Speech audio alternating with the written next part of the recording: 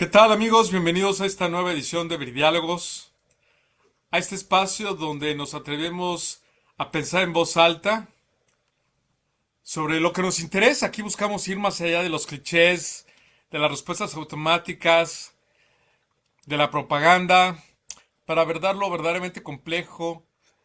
Y lo hacemos desde luego desde una perspectiva cristiana, evangélica, arraigada en la verdad bíblica y guiada por el Espíritu Santo. Y como siempre, lo hacemos con la presencia inteligente y sabia de nuestro querido hermano Guillermo Peña, al cual le damos la más cordial de las bienvenidas. ¿Qué tal, Memo? ¿Cómo estás?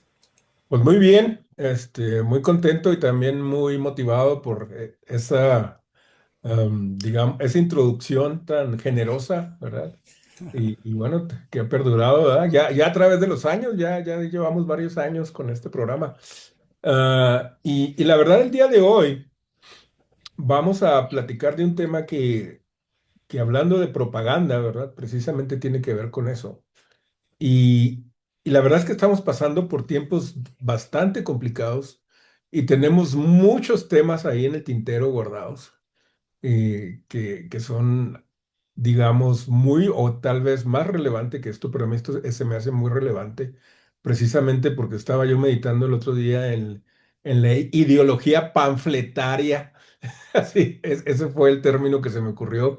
O sea, la gente que forma sus sistemas ideológicos basados en propaganda sin haberlos meditado, sobre todo sin haber meditado en las consecuencias espirituales, sociales y económicas, ¿verdad? De abrazar ciertos puntos de vista. Y bueno, pues esto nos lleva, coincidió también por pura casualidad esta meditación con el aniversario de la publicación del manifiesto del Partido Comunista, ¿verdad? Que fue el 21 de febrero. El 21 de febrero de 1848, Karl Marx y su compadre Federico Engels publicaron el manifiesto del Partido Comunista y digamos que, pues, iniciaron por ser generosos procesos interesantes, ¿verdad? Pero también con consecuencias bastante nefastas en, eh, en la humanidad. Y aquí los vamos a ver una crítica al manifiesto del Partido Comunista de Karl Marx y Federico Engels desde una perspectiva evangélica, intelectual, filosófica y económica, ¿verdad? Entonces, pues este documento, como su nombre lo dice, fue un encargo del Partido Comunista que le hicieron a estos dos señores. Ah, A diferencia de lo que piensa mucha gente, Karl Marx no era un economista ni un historiador. Tal vez podemos decir que era un escritor, ¿sí? Y publicaron este documento, ¿verdad? Que inicia, ¿verdad? Diciendo que un fantasma recorre Europa y que hay un conjunto de fuerzas que se le oponen a este fantasma, que es el fantasma del comunismo. Y entonces ellos empiezan a plantear, ¿verdad? Una serie de postulados, sí, que dieron forma a lo que se conoce hoy en día como la ideología comunista. Es- y el problema con estos postulados, ah, pues son las serias deficiencias que tienen desde un punto de vista económico, histórico, político y sobre todo espiritual. Sí, porque Vamos a, yo pienso que la parte espiritual es una de las partes más importantes. En, en el libro de Génesis vemos cómo los seres humanos se empiezan a reproducir y conforme se van reproduciendo, se van agrupando, o se van aliando entre sí, van formando sociedades, pero que son sociedades que son rebeldes al poder y la presencia de Dios, ¿verdad? Caín ya había sido echado, ¿verdad? Ya había asesinado a su hermano y ya había formado las primeras, digamos, civilizaciones. Entonces, podemos afirmar o podemos adjudicarles el adjetivo de sociedades cainitas, ¿verdad? Se empezaron a organizar y se organizaron para crear la Torre de Babel. La Torre de Babel, si vamos al relato bíblico, pues fue una forma humana de elevarse al cielo, ¿sí? De alcanzar a Dios pero sin someterse a Dios. Sí, o sea, suena un poco extraño, ¿verdad? Contactar a Dios o alcanzar a Dios y estar en contra de Dios. Pero si lo analizamos bien y vamos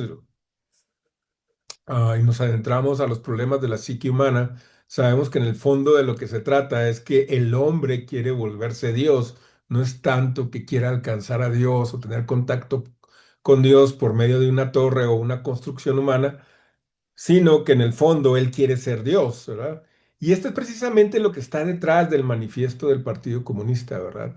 El hombre quiere reformarse a sí mismo, quiere saltarse, ¿verdad? Todas sus evidentes, eh, pues podemos decirlo de forma dramática, miserias morales, eh, ideológicas, ¿verdad? Etcétera, etcétera, espirituales, y reformarse a sí mismo, ¿verdad? Y alcanzar y crear una sociedad utópica, ¿verdad? Donde la sociedad privada ha sido abolida, ¿verdad? Y los medios de producción son propiedad de un Estado que supuestamente es un Estado, pues digamos, benefactor o un Estado que está preocupado por el bien común y satisface las necesidades de todos.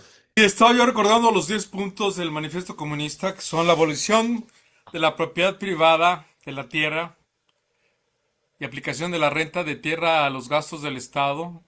2, el impuesto progresivo fuerte sobre los ingresos. 3, la abolición del derecho a la herencia. 4, la confiscación de la propiedad de todos los emigrados y rebeldes. 5, la centralización del crédito en manos del Estado mediante un banco nacional con capitales estatal y monopolio exclusivo. 6, la centralización de los medios de transporte en manos del Estado.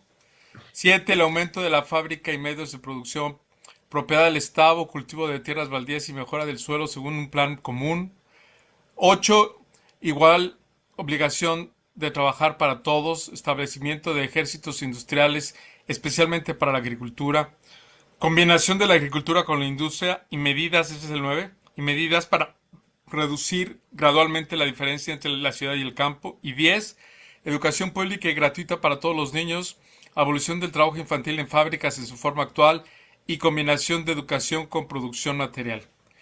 Yo creo que estos puntos son interesantes porque, como siempre, la mentira está ligada con la verdad, ¿no? Y hay cosas que son positivas, por ejemplo, esto de la educación pública y gratuita parecería positivo, solo que en Ujú, la realidad se convierte en una forma de dame a tus niños y yo los voy a mediatizar de acuerdo con mis ideas. ujú. Entonces, la propiedad, por ejemplo, la violación de la propiedad privada para un cristiano es un cristiano, no solamente un cristiano, sino cualquiera que crea en la Biblia y en los 10 mandamientos, porque van en contra del mandamiento, de 2 mandamientos, que son no besarás a la mujer de tu prójimo y no robarás. ¿Por qué? Porque la Ujú. propiedad privada es sagrada. Así es.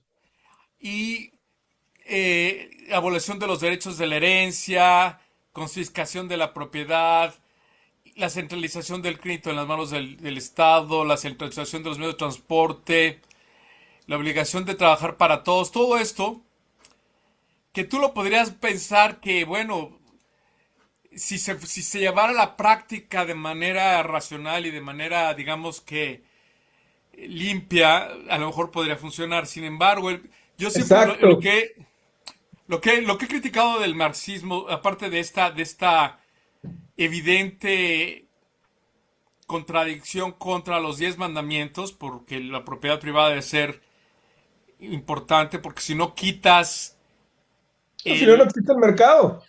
Claro, es que, bueno, son varias. Yo lo he pensado así, primero que nada, el marxismo está basado en una falsa noción de la naturaleza humana.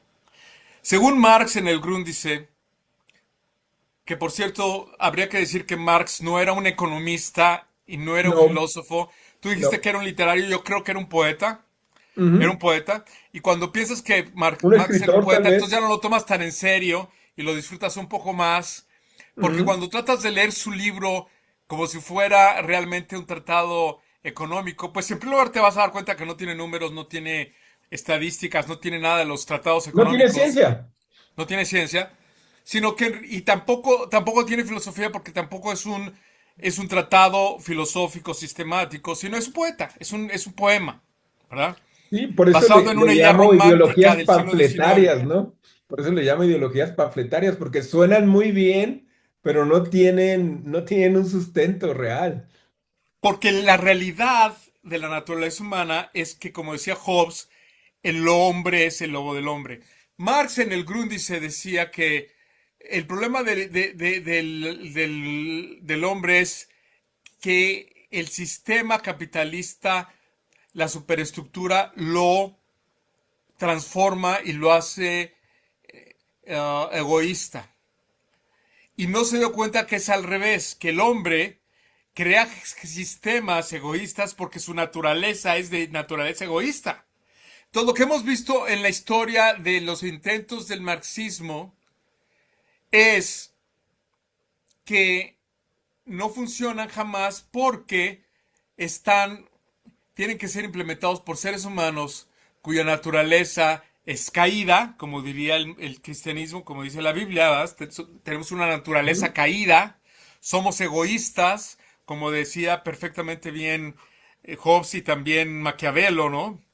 El hombre quiere el poder, dominar a los demás. Entonces, cuando tú tratas tú piensas en el Estado, Marx era un idealista porque pensaba, como Hegel, lo he dicho antes, que el Estado es la máxima encarnación de la racionalidad, lo cual es una idea poética, una idea muy bonita, pero una idea muy falsa porque el Estado no existe. Lo que existe son individuos, grupos que se unen y no es que estén unidos en una conspiración, sino que están unidos por intereses comunes y entonces la unión de intereses comunes forman aparentemente una conspiración. Y ese sería mi comentario inicial. Bueno, sí, muy, muy, muy interesante, la verdad, todo lo que comentas. Y yo voy a adentrarme un poquito en las falencias económicas y nos vamos a ir con los pensadores de la escuela de Viena, ¿verdad? Con Hayek, Friedrich Hayek y von Mises, ¿verdad? Que fueron los que, bueno, son de los más destacados en su crítica al marxismo, ¿verdad? Y se me hace muy atinado lo que ellos dicen. Por ejemplo, hay varios problemas bastante fuertes con las propuestas iniciales. Aquí estamos hablando de las propuestas iniciales del marxismo, porque el marxismo ha tenido muchas revisiones, muchas transformaciones, ¿verdad? Bueno, muchos cambios, ¿verdad? Primero está el problema del conocimiento. Hayek decía que la información del mercado o el conocimiento necesario para hacer funcionar una economía está disperso, no está en un solo lugar y se distribuye de una manera espontánea, que es como el lenguaje, ¿verdad? No, van surgiendo reglas y patrones, pero no hay una fórmula, no hay nadie que pueda decir, yo me voy a volver el, el dictador del lenguaje español, del lenguaje inglés, para nada, ¿verdad? Va evolucionando de manera sola y claro que hay cuerpos que lo estudian y que de cierta manera lo publican esas reglas, ¿verdad? Como en el caso del español, la Real Academia de la Lengua Española, ¿verdad? No sé en el caso del inglés y otros idiomas, pero lo hay, pero ellos no dictan, ¿verdad? Ellos van observando y van diciendo de acuerdo a los usos, esto es lo mejor. En la economía pasa de manera muy similar. Entonces, ¿qué sucede con eso? El centralismo se hace imposible. El centralismo mata una economía. Si tú pones a un conjunto de individuos, ¿verdad? Y los pones ahí en una torre de marfil en Washington o en la Ciudad de México o en Austin o donde tú quieras, y los pones a determinar los precios de ciertos bienes y servicios, vas a colapsar el mercado. Y si tú colapsas el cálculo de precios y servicios, tú ya no tienes capacidad de planificar o de comprar o vender, así de sencillo, ¿verdad? Eso es lo que pasó, por ejemplo, con Cuba, ¿no? Por ejemplo, los cubanos empezaron ellos con sus grandes declaraciones de que eran socialistas y eran comunistas y que ahora la economía de mercado había muerto para ellos y que inauguraban una nueva fase. Y luego pusieron al gran economista que tenían ahí, al Che Guevara, que era un médico, ¿verdad? Que ya tenía mucho tiempo que no ejercía ni de médico. Estaba pues ahí en la guerrilla y haciendo otras cuestiones, ¿verdad? No muy santas. Y luego lo pusieron de ministro de Economía, ¿verdad? Y después la economía cubana colapsó y hasta la fecha sigue colapsada, ¿verdad? Está herida de muerte porque no tienen ellos un contacto real con con el mercado, con la dinámica que establece los precios, entonces no saben cómo vender algo o a qué precio es correcto comprar algo. Entonces la planificación es totalmente dictada por cuestiones políticas que no tienen que ver nada con la realidad. ¿Sí? Hayek decía que el sistema de precios es una especie de red de telecomunicaciones, o sea que transmite información de manera instantánea y espontánea, ¿verdad? Entonces, si no tenemos ese sistema de telecomunicaciones, pues caminamos a ciegas, ¿verdad? Imagínate que tú salgas en la mañana, ¿verdad? Y digas, voy a cruzar a Ciudad Juárez y voy a cambiar unos dólares y te digan, no, pues no sabemos a cuánto está el dólar, cuántos pesos vale, ¿va? Pero pues déjeme y hablo a la Ciudad de México a ver qué me dicen. A ver, a ver qué dice la presidenta Sheinbaum, a cuánto se los vende, ¿verdad? Pues van a colapsar la economía de México, ¿verdad? Es lo más probable que suceda. Ahora también Hayek escribió un libro muy interesante que se llama El Camino de Servidumbre, que ahí era más bien una crítica orientada a la política, una crítica política, donde decía el poder económico es igual al poder político, ¿verdad? Entonces, si el Estado es el único empleador y el único dueño de los medios de producción, ¿qué pasa? Pues la libertad del individuo está colapsada, no tienes libertad porque nomás hay una persona a la que le puedas vender tu fuerza de trabajo, que es lo único que tienes, ¿no? Y es el Estado. Entonces, si tú observas algo que está mal o algún atropello o algún abuso del Estado, no puedes protestar porque se te va, se te puede complicar, ¿verdad? Tu empleo con ese mismo Estado, ¿no? O se te puede cancelar. Sí. Sí, y es que Entonces, si no hay un cálculo económico racional dado por el mercado, el planificador central no puede saber qué producir, en qué cantidades, con qué tecnología, ni dónde asignar recursos de forma eficiente, porque el intento de planificar va a producir más bien caos, despilfarro, ujú. y va a producir como tú decías, el eventual colapso económico. Sí, porque la economía, ¿verdad? Como muchos fenómenos que hay en nuestra realidad, como el lenguaje, es un orden espontáneo. Hay patrones, hay muchas cosas que tú inclusive las puedes expresar de manera matemática, pero no surgen de una autoridad central. No, Sí, ¿por qué? ¿Por qué? Porque el mercado otorga valor a lo que tiene valor para los consumidores. Y este valor es subjetivo.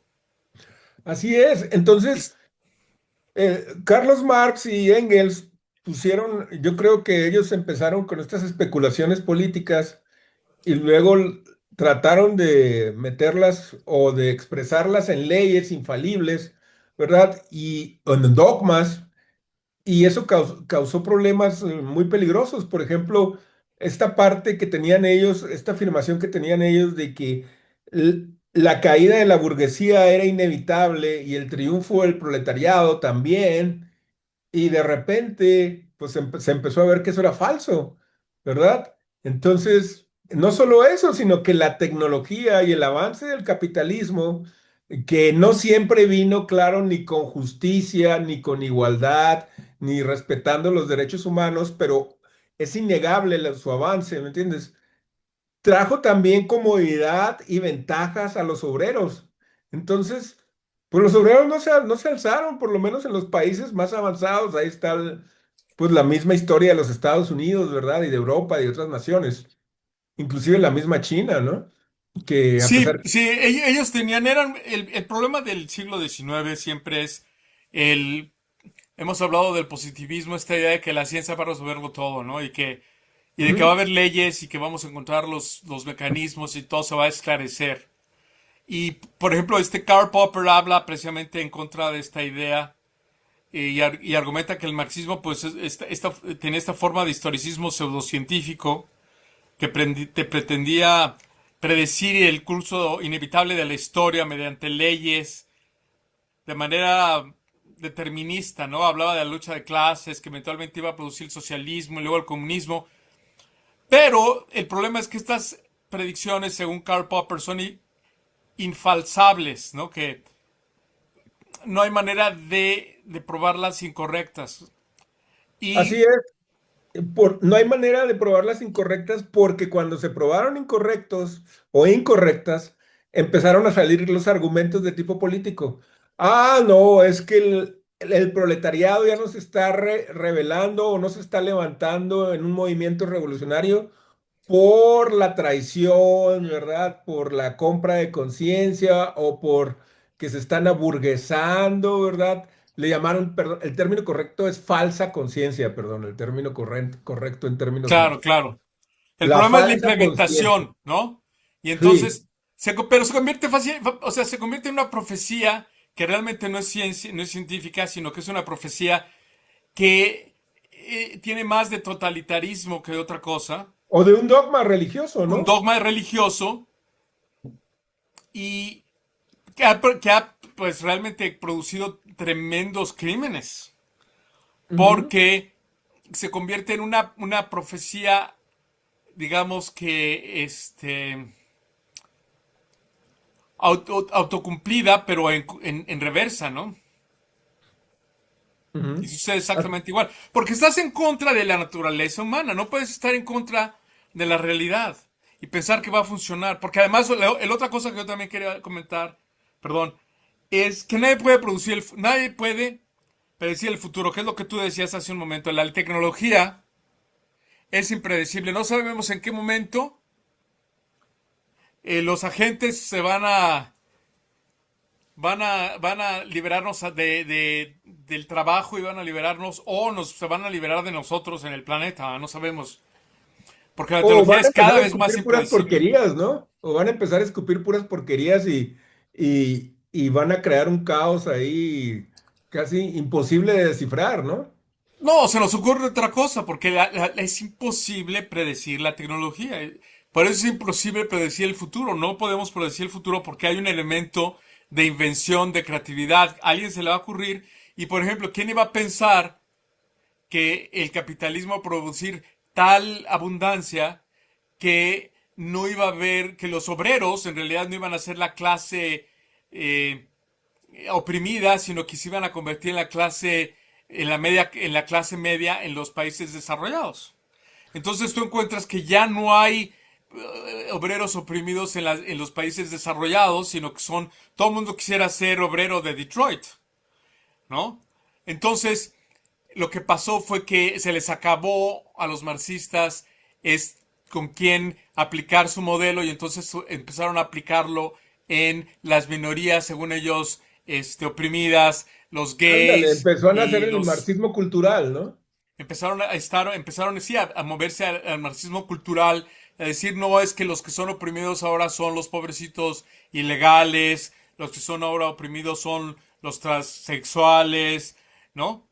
Ujú. Porque necesitaban a una víctima para ellos, por una parte, ser victimarios y ser los defensores, ¿no? Porque el problema de psicológicamente es interesante el fenómeno del el victimario redentor humano, ¿no?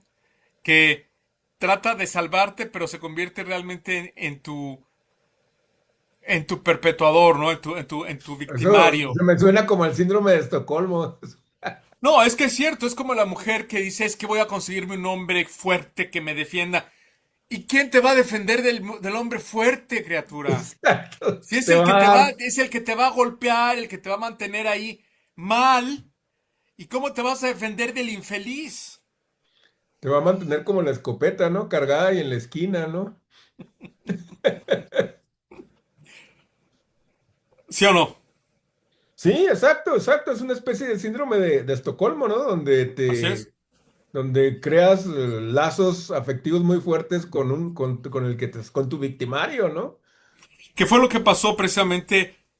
Yo me acuerdo en los años 80 cuando leía yo a Eric Fromm, del miedo a la libertad. ¿Te acuerdas de los libros de miedo a la libertad? Ah, sí, como no, el corazón del hombre, el miedo a la libertad y Que hablaba Eric Fromm de efectivamente lo que pasa, lo que pasaba detrás de la cortina de hierro es que cuando cayó la cortina de hierro la gente se dio cuenta de la libertad y tenía miedo a la libertad, porque la libertad es un privilegio, pero cuesta. no, trae consecuencias, debes de elegir, debes de tomar decisiones, ¿verdad? Ya nadie las Y toma por ti. nadie las toma por ti. Y la gente le gusta que el gobierno tome las decisiones por ellos, ¿no? Porque es Claro. más cómodo.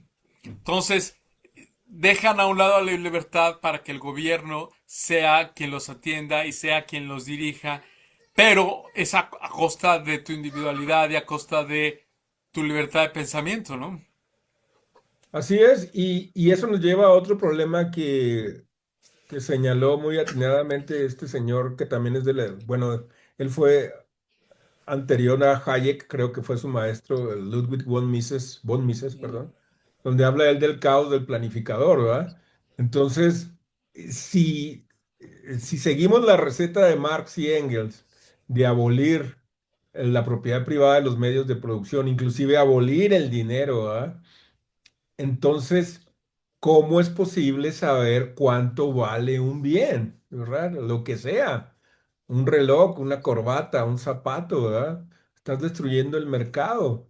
Entonces, ellos dicen, no, lo que pasa es que va a haber un estado planificador que va a asignarle los precios y va a distribuir de otra manera eh, esos bienes y ya lo hemos visto, ¿verdad? Ya aquí en Latinoamérica tenemos ejemplos muy amargos que, que nos demuestran que el socialismo no es un sistema económico alternativo, sino que es un caos planificado, ¿verdad? O un caos que tiene un origen en la sobreplanificación. Entonces, yo no conozco mucho acerca del sistema económico chino, pero para mí es evidente que los chinos detectaron algunos problemas con esto y dijeron, espérate, espérate, espérate. Este, ya tenemos el power, ya Mao cometió muchas burradas y muchas estupideces, ¿verdad? Que sacrificó la vida de mucha gente haciendo pruebas con sus teorías de la revolución cultural. Y ellos dijeron, no nos conviene, ¿verdad? Una planificación centralizada de la economía, ¿verdad? Así como la han tenido No, países no, no, no, no. Los como la chinos Unión tienen, Soviética, ¿verdad? no, los Ellos chinos vieron el tienen colapso de una los soviéticos, planificación. ¿no? Los chinos tienen una planificación centralizada de la economía y es un grave problema que les va a costar todo. Empezando porque trataron de planificar, fíjate qué tontería, trataron de planificar cuántos hijos deberías de tener. Entonces, durante muchos años, los chinos solo permitieron que tuvieran un hijo las parejas y la idea era que fueran hombres. Entonces, hoy por hoy tienen una pirámide poblacional totalmente a punto de colapsar, no se van a recuperar de ello. Tienen el promedio de edad de los chinos es de 55 años y se espera que para finales de este siglo ya no existan la raza Han de los chinos porque precisamente cuando tú comes ese tipo de tonterías centralizadoras, como, o sea, te pones tú solito en la torre, que fue lo que hicieron los chinos. Los chinos, por ejemplo, invirtieron en bienes raíces y ahora tienes ciudades y ciudades y ciudades vacías con edificios que pueden albergar 1.6 billones de personas y que nadie jamás se los va a comprar porque no hay gente ya que los compre, que vaya y viva en ellos. Entonces, ya de esa no van a salir. Lo que tenemos de los chinos es propaganda y vemos imágenes súper cuidadas y súper curadas de las realidades chinas. Cuando vas a China, pues te pasean por los lugares bonitos de China y no te dejan ir a los lugares que no. Pero las realidades económicas de China son tremendas. Por ejemplo, te hablan de que bueno, los chinos no tienen innovación real porque no le dan valor a la propiedad privada intelectual. Y cuando Es tú que no tienes... no hay un incentivo, ¿verdad? Para progresar, ¿verdad? O sea, al Entonces, abolir el mercado, tú estás aboliendo los incentivos que tú pudieras tener para progresar. Y de alguna manera en países que se dicen de economía mixta como nuestro querido México, esas cosas pasan, ¿no? Porque México no es un país totalmente capitalista ni totalmente socialista, ¿verdad? Es una mezcla muy rara de esas dos realidades. Y, y tú aquí, por ejemplo, quieres montar un negocio, pero te encuentras con una bola de trabas desde los impuestos, desde las regulaciones, y luego otra que no puedes accesar libremente el mercado, ¿verdad? Mire, el problema es muy simple. Cuando tú le das fuerza al Estado central, los burócratas y la clase política se hace superpoderosa y entonces para controlar a los demás ponen regulaciones, ponen trabas para, como medios de control.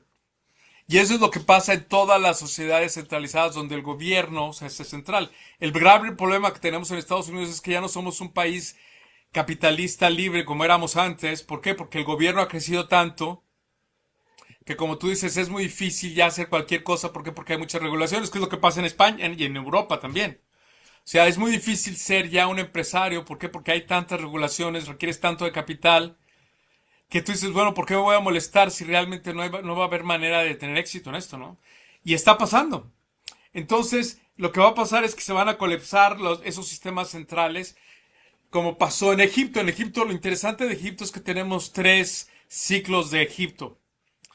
Y estos tres ciclos de Egipto son similares, son las tres dinastías.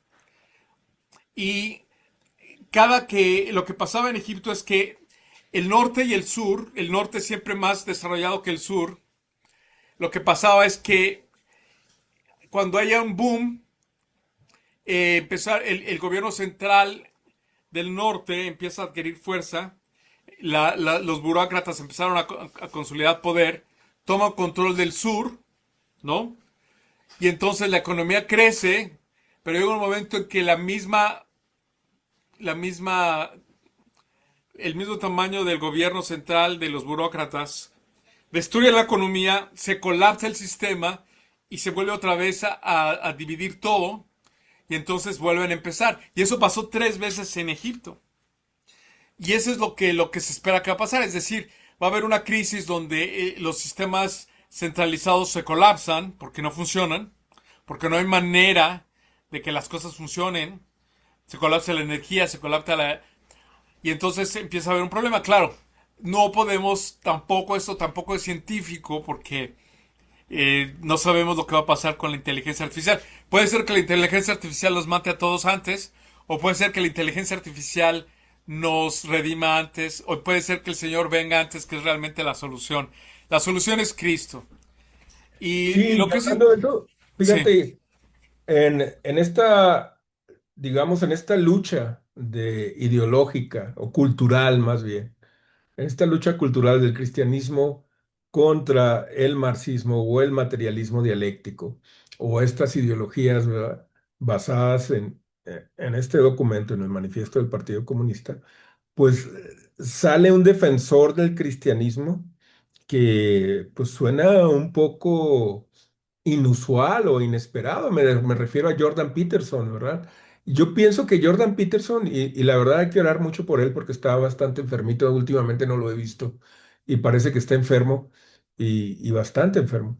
Y es una pena, ¿verdad? Porque Jordan Peterson se volvió el mayor defensor culturalmente hablando desde un punto de vista claro, psicoanalítico, científico, pero el que tuvo más impacto en defender al cristianismo, y no es un creyente regular, o sea, un creyente confesional, ¿verdad? Eh, entonces, ah, lo que dice, por ejemplo, Jordan Peterson es que el cristianismo es la base de toda la civilización occidental y que es la de donde surgieron los derechos humanos, la igualdad ante la ley y la misma ciencia, ¿sí? Estas no salieron de ningún lugar por generación espontánea, ¿verdad? Sino salieron de una cosmovisión coherente y trascendente como el cristianismo. Las raíces son netamente judeocristianas, ¿sí? Y no es una observación piadosa, ¿verdad? Sino es una tesis histórica e intelectualmente rigurosa. Eso es lo interesante, ¿sí? Tuve una discusión con este filósofo, no sé si es yugoslavo o checo, Zizek, ¿verdad? Que dicen que sí se le ganó, pero en muchas cosas él salió adelante e inclusive, no sé si has visto últimamente a este señor que también se le oponía mucho, Richard Dawkins, que dice que él sigue siendo ateo, pero él es un cristiano cultural ahora. O sea, reconoció, ¿verdad? La supremacía de la cosmovisión cristiana como esencial para formar una cultura coherente, ¿sí? Que es precisamente lo que tenemos con la civilización occidental, que a pesar de que la quieren demoler por todos lados, pues sigue vigente y es la forma más exitosa que conocemos de organizarnos como seres humanos. Sí, lo que ha sido emanado de ese manifiesto comunista, pues no ha tenido éxito. Han sido fracasos pavorosos, ¿verdad? No solo pavorosos, sino que han costado millones de vidas humanas. Entonces, el ser humano no es esencialmente un ser económico y social, como dice el manifiesto comunista, ¿sí? Dice, no es la conciencia de los hombres la que determina su existencia,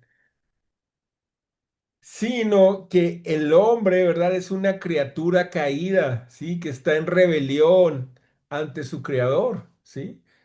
Dice, engañoso es el corazón más que todas las cosas y perverso, ¿quién lo conocerá? Eso dijo Jeremías, ¿verdad? Entonces, es el manifiesto comunista se alza, ¿verdad? Como una nueva torre de Babel, pero al mismo tiempo se ha ido desmoronando, ¿verdad? Con el paso del tiempo, ¿sí? Y el cristianismo así ha seguido ganando, eh, pues, adeptos, espacios, coherencia, ¿me entiendes? Es lo que pues es lo que nos tiene con esperanza, ¿sí?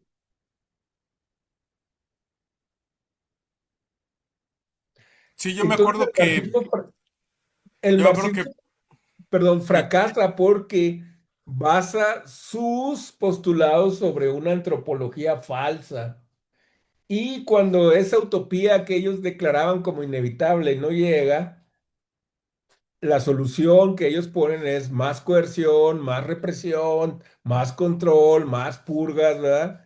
Etcétera, etcétera. Ya inclusive el gran escritor Alexander Solzhenitsyn lo escribió en sus famosos libros del archipiélago Gulag, ¿no? ¿Por qué pasó todo esto? Pues porque el hombre abandonó a Dios, ¿verdad? Entonces, para cerrar, lo que me llama la atención del marxismo y el comunismo y todas esas ideologías, y pienso que por eso les he estado dedicando tiempo, es ¿por qué siguen vigentes? ¿Por qué la gente les presta tanta atención?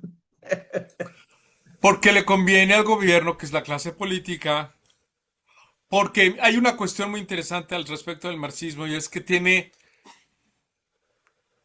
como diría el profesor Ferrogay, mi profesor de filosofía, tiene un tufillo de misericordia, un tufillo de es pobrecitos los pobres, vamos a ayudarlos, ¿no? Sí, o como dicen los de Morena, primero los pobres, ¿no? Primero exactamente, ¿no? Entonces vamos a liberarlos de su libertad. Vamos a Está liberar a bueno. los pobres de su libertad, ¿no? Y vamos a hacer los Parafraseando a pobres a Eric todos Fromm, para que no ¿no? digan. Exacto. Y la clase política ha sabido sacar provecho de este tufillo de misericordia, ¿no? Y Ujú. ha utilizado también el resentimiento como motor político para poder manipular a las masas. Eso del resentimiento es un punto que se nos estaba pasando y pienso que es muy importante. La Es motivación de mucha gente para participar en esos movimientos no es la bondad o el beneficio de los otros o el bien común, sino es el resentimiento. Él tiene lo que yo debería de tener. y entonces no es, le voy a quitar a él para tomármelo yo, no es para dárselo a los otros, porque así es, ¿va? O Así sea, es. la clase política lo que hace es el chucho roto, ¿ah? Pero primero es como el caso de México de Pancho Villa, el general, ¿no? que va y efectivamente toma, pero para sí. Y estos Claro, y el malvados, que los parte y reparte, pues se revolucionarios, queda con la mejor parte, ¿no? el que parte y comparte se queda con la mejor parte, exactamente. Los revolucionarios, por eso eran los carrancistas, los revolucionarios, ¿va? Por Sí. eso decían lo carranciaron, pues sí. ¿Por qué? Porque es la típica forma de, ahora yo voy a ser el revolucionario, yo voy a repartir y le voy a repartir primero a mis cuates. Y ya, si da chance ya para no, ahora sí que para tapar el ojo al macho, pues ya le daremos las migajas a los demás, porque esa es la naturaleza humana, ¿no?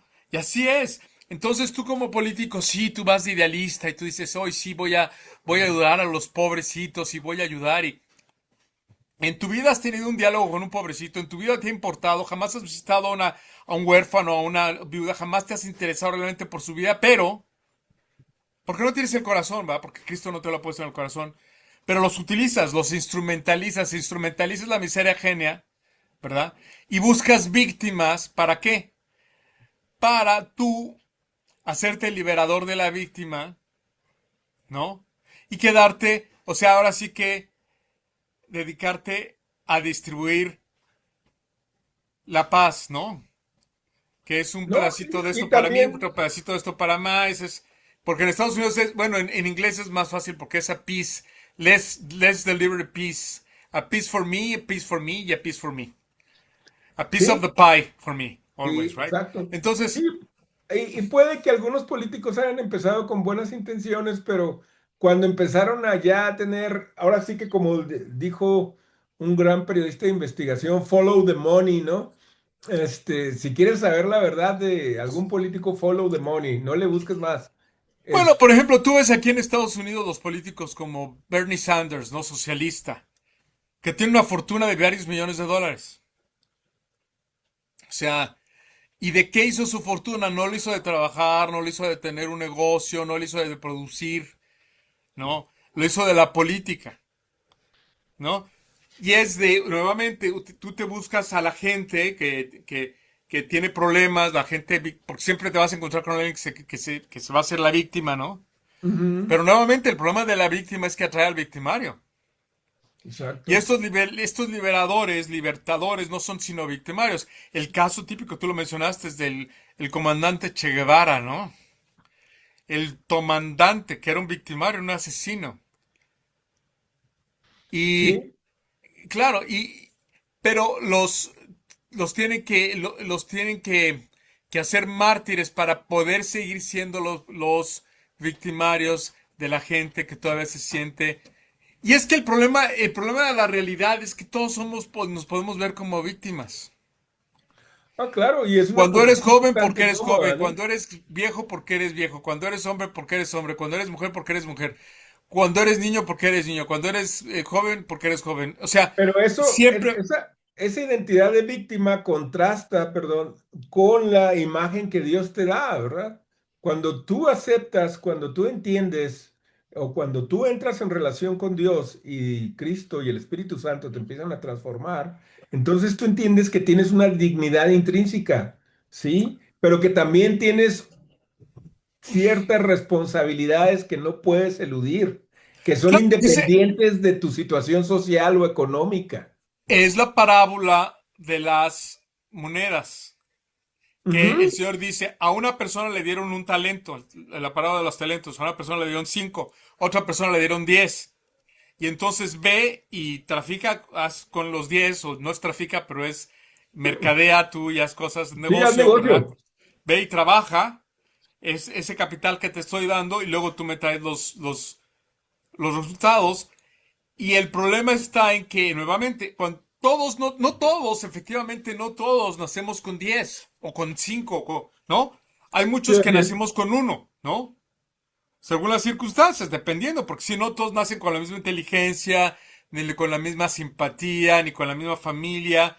Claro, hay gente que pues no tuvieron papá, hay gente que no tuvieron mamá, hay gente que tuvieron nada más ni papá ni mamá, ¿no? Y es una situación muy dramática, hay personas que pues nacieron en un país muy pobre, hay personas de todo tipo, ¿no? Pero si te dieron uno, tu responsabilidad es hacer de ese uno dos. Si te dieron 5, tu responsabilidad es de hacer de esos 5 10. Si te dieron 10, tu responsabilidad es de hacer de esos 5 20. Y esa es precisamente la solución. La solución es que tú seas fiel en lo poco. ¿Para qué? Para que Dios, que es la vida, Para que des frutos. Cristo, que es la vida, te dé más. Porque Él lo Ujú, dice, ¿va? Al que tiene se le dará más y al que no tiene, hasta lo poco que tiene se le quitará. Es lo dice el Señor Jesucristo. Y es muy duro porque te quita esta idea de que eres una víctima. ujú, Eres responsable de lo poquito o lo mucho que has tenido. Porque en ujú, realidad nada trajimos y nada nos vamos a llevar. No todo, no, digo, a unos se nos ha dado muchísimo y tenemos una gran responsabilidad. A otros no se les ha dado tanto, pero también tienen responsabilidad de lo poco que tienen, ¿va? El simple ujú. hecho de vivir en el siglo XX es una gran bendición. Estaba yo viendo Me encantan las películas distópicas donde se acaba el mundo.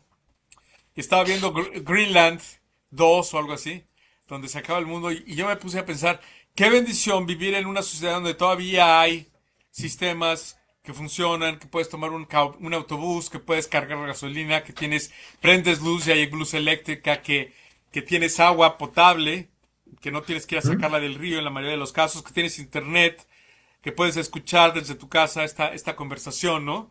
Es una gran bendición y es porque vivimos en este mundo, en esta sociedad, y hay que darle gracias a Dios. Y somos todos ricos por eso, ¿no? Amén. Así es, Tenemos así lo muchas creo. cosas por qué darle gracias a Dios y en muchos sentidos somos muy ricos y bueno, yo le doy gracias a Dios por tu amistad, Memo, y por tu sabiduría. No, yo Gracias también le por... doy muchas gracias a Dios también por la tuya. La verdad, se siente uno acompañado, ¿verdad? En este viaje que estamos haciendo con el Señor, aunque estemos lejos. Sí, a veces sí, sí la cosa se pone dura y, y se siente uno pues desanimado. También a veces la visión que uno tiene de la iglesia y del evangelio, pues a veces no checa con lo que otras personas están haciendo o pensando o la visión que tienen y también uno se siente pues, ¿cómo te diré? ¿Cómo les explico, no? Este, pero, pero sí, también el estar en contacto con gente brillante, inteligente y sobre todo siendo transformados por el Señor como tú y como Joe, pues es un aliciente para uno, ¿no? Sí, es parte, yo pienso, de la coinonía y muchas veces las iglesias dicen, ay, pues yo quiero que esta iglesia sea conocida por esto, por cuánto diezmamos, o porque pues tenemos un edificio muy bonito, o porque pues aquí no ha habido adulterios, o al menos no ha habido tantos, ¿verdad? Como en las otras. Pero, ¿qué dice la palabra? Las iglesias serán conocidas por qué, pues cómo se aman los unos a los otros, ¿verdad? Ya lo demás vale gorro, ¿no? Si no, Claro. si no tenemos amor real el uno con el otro, pues sí, sí está interesante cómo hacen las cosas, sí está muy bonito su edificio, pero pues no. Ese amor, ¿verdad? Que está motivado por el amor que el Señor nos ha dado, pues no está ahí y eso es triste, ¿no? Así es, y nuestros amigos que nos ven, los que nos se conectan, no se olviden darnos su like, ponernos su comentario para nosotros también empezar a hacer comunidad y también dar comentarios a los comentarios, sería interesante. Y bueno, que Dios los bendiga, nos vemos la semana próxima con el favor de Dios. Amén. Muchas gracias. Saludos, Memo, saludos, Joe, que Dios los bendiga, Igualmente, cuídense. un abrazo Hasta fraterno. pronto. Bye. Bye bye.